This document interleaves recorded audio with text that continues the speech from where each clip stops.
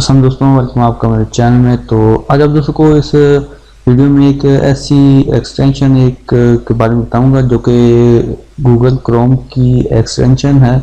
تو اس کی مدد سے آپ اپنی جو فیس بک اکاؤنٹ ہے اس کو نہ صرف جو اس کو ڈارک موڈ میں کر پائیں گے، اور اس کے علاوہ آپ اگر یوٹیوب یوز کر رہے ہیں تو یوٹیوب کو بھی آپ ڈارک موڈ میں کر پائیں گے۔ اس کے علاوہ کروم کو بھی اس کی مدد سے ڈارک موڈ میں کیا جا سکتا ہے۔ تو یہ سب کچھ آپ کو اس ویڈیو میں بتاؤں گا، ویڈیو کو لاسٹ تک ضرور دیکھیے گا، اور اگر ویڈیو پسند آ جائے تو لائک ضرور کر دیجیے گا۔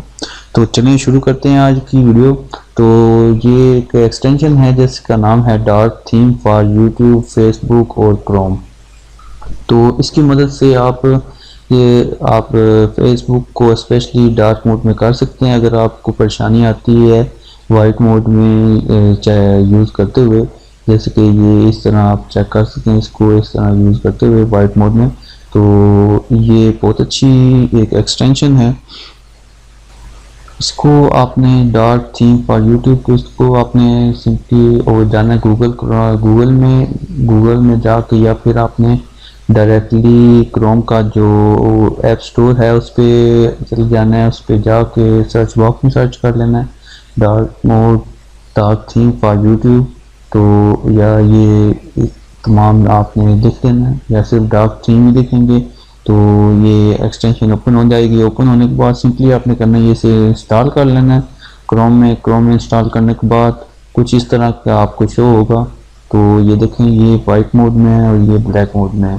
تو ابھی میں آپ کو چیک کرواتا ہوں، یہ رہی فیس بک، یہ میں نے کیا انیبلڈ فیس بک، یہ دیکھیں یہ بلیک موڈ میں آ گیا۔ تو ابھی یہ تمام جو فیس بک ہے وہ تمام بلیک موڈ میں آ گیا۔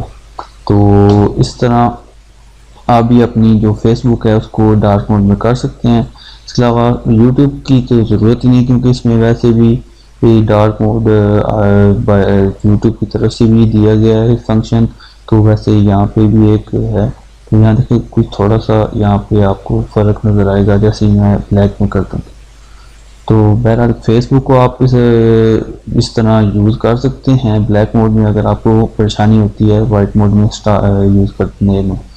تو امید آپ دوستوں کو یہ ویڈیو پسند آئے گی، اور پسند آئے تو لائک ضرور کر دیجیے گا، دوستوں سے شیئر کیجیے گا۔ ملتے ہیں نیکسٹ ویڈیو میں، دعا میں یاد رکھیے گا۔ خدا حافظ۔